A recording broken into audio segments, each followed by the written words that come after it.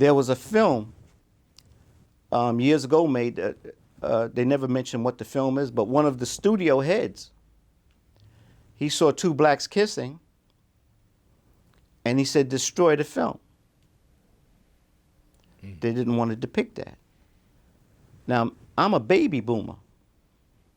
When I was growing up, I never saw blacks kissing in the movies.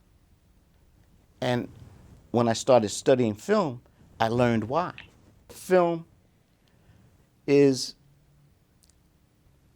an aesthetic that reinforces, perpetuates an agenda, an ideological agenda.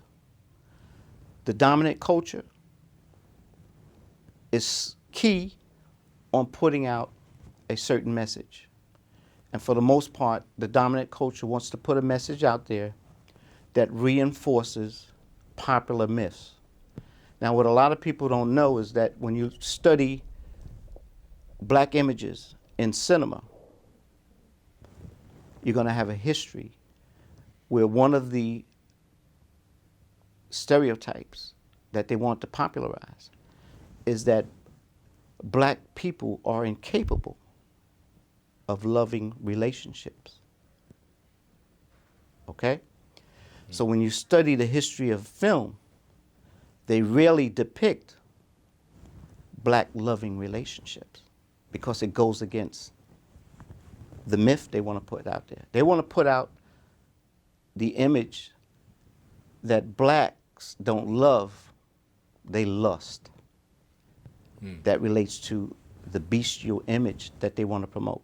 Even when they did Hallelujah in 1929, an all-black film, one of the scenes that was edited down was when they were going to have the sexuality between the two black characters. They wanted to tone that down. And one of the scenes was cut where they were, making love. But the love in that film, when you look at Hallelujah, you'll see that Daniel Haynes' character, he's pretty much trying to rape these women. First he has the girlfriend who's staying with the family, and he can't control himself. Looks like he's got this fiery lust in his eyes. He wants to devour. Hello, Z. Come on, kiss me, Mrs. Rose. And praise miracles that he wrought in Cana of Galilee. What's the matter with you? What's the matter with your eyes?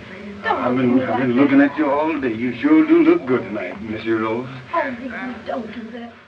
And then he sees Nina Mae McKinney's character. Then he goes crazy over her.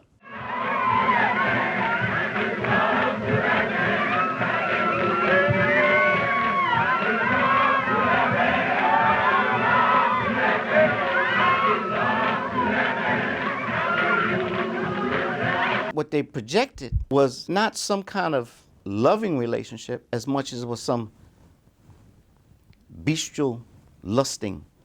And that's what they wanted to project.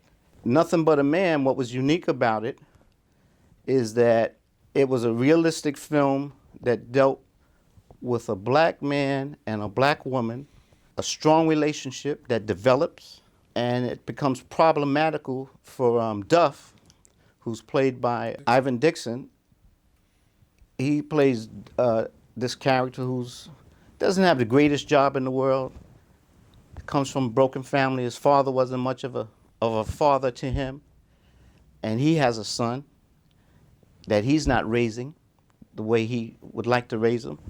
But he meets a woman he falls in love, played by Abby Lincoln. And she comes from a family where her father's a minister. She's comes from a pretty well-to-do family, but there's tension. Ain't too often I get a chance to meet a girl like you. Hell.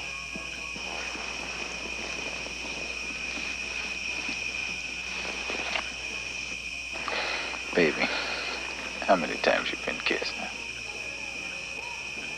Well, let's see now. Not counting tonight. Must be about 28 times. Yeah, you got a problem, all right.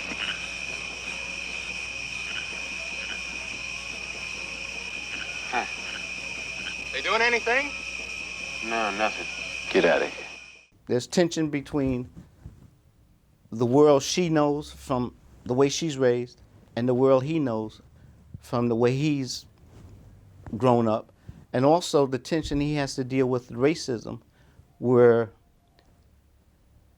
there are a lot of whites who want him to be differential to them, be respectful, and Duff is not that kind of guy. And in his attempt to show some defiance, he catches hell. And even some of the blacks he's working with, they're kind of telling him, hey man, don't rock the boat. You know, be cool and just go along with the program. But Duff, he you know, it's hard for him to kowtow, to be that kind of man. He's nothing but a man. He wants to be treated like a man, but he finds that in attempting to do that, there are problems. And you got two dark-toned actors playing against each other, which was also unique. So there's so many things about that film that make it so wonderful. And you'd have to mention Nothing But a Man to anyone who wants to say, well, you really can't get a realistic black film from the hands of a white person. What they don't want to show, what we got in Love and Basketball, what we got in Nothing But a Man, they don't want to show those kind of relationships. And then 70s blaxploitation certainly didn't help. It certainly didn't help change that myth with the super Negro. Well, the blaxploitation, what that was all about was sexuality.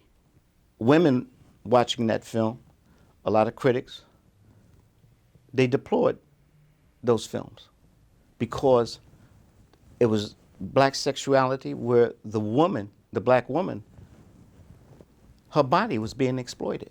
Sweet Sweetback, if that was a hit, it was because it was a softcore porn film. I mean, and just to have his son, a young kid, having sex with older women,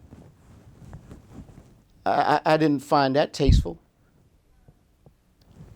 Spike Lee got in trouble in 1986 with She's Gotta Have It. People like Bell Hooks deployed it because it's exploiting the black female body. William Alexander, who used to do the black documentaries during the race film era, he was given production money to do the Klansmen. With O.J. Simpson. With O.J. Simpson and Lola Falana. I hated William Alexander for that. For the way Lola Falana was humiliated and exploited in that film. Oh, sweet Jesus, sweet ass! God, he'll tear something loose in her. Nigger woman are made for it. Jesus, that's better than dogs fighting a bear. And that's from a black man in control. So to hell with him. Beyond the Lights. I think it's important that we start raising hell, not so much all the time with our black artists.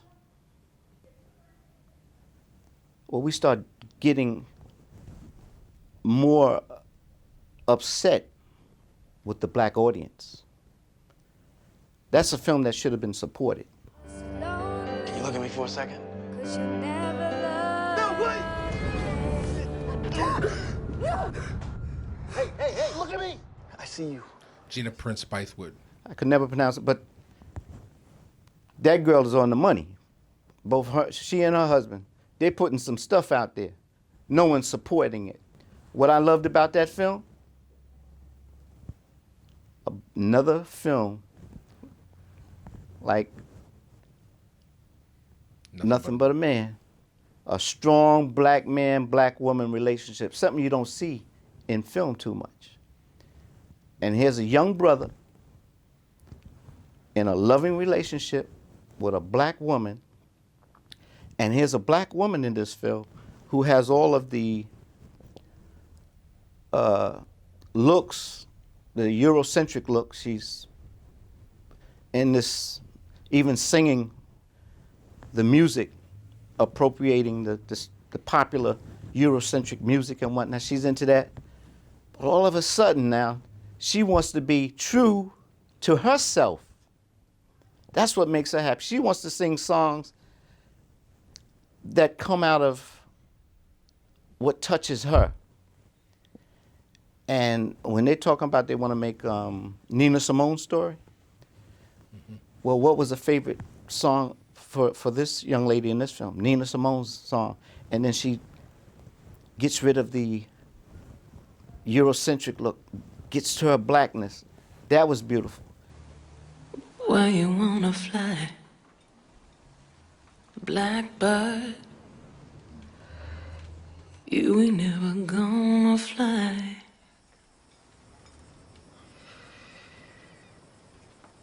No place big enough for holding all the tears you're gonna cry.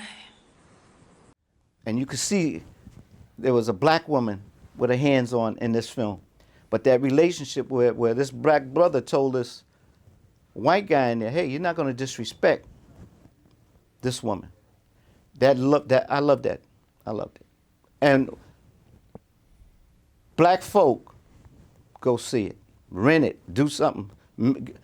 Let it make money, because we need to support films like this so that when this lady goes back to make another film, the greenlighters, the gatekeepers, are not bombarding artists like this with the same old crap. Well, that kind of movie ain't gonna make no money. It's the belly of the beast, man, when you get into that game, man. There's a lot of people. That's another thing about Hollywood. You know, if you're Tom Cruise, you the president. You owe. And if you want to be the president, man, you owe somebody. You don't get there without owing somebody. One of the things I got out of being raised by white people is that, you know, the majority of white people don't have that mentality. It was their forefathers that had that. But they benefit from the practices of their forefathers. That's all. It's just like me as a man. I'm not a sexist man, but I benefit from living in a sexist society.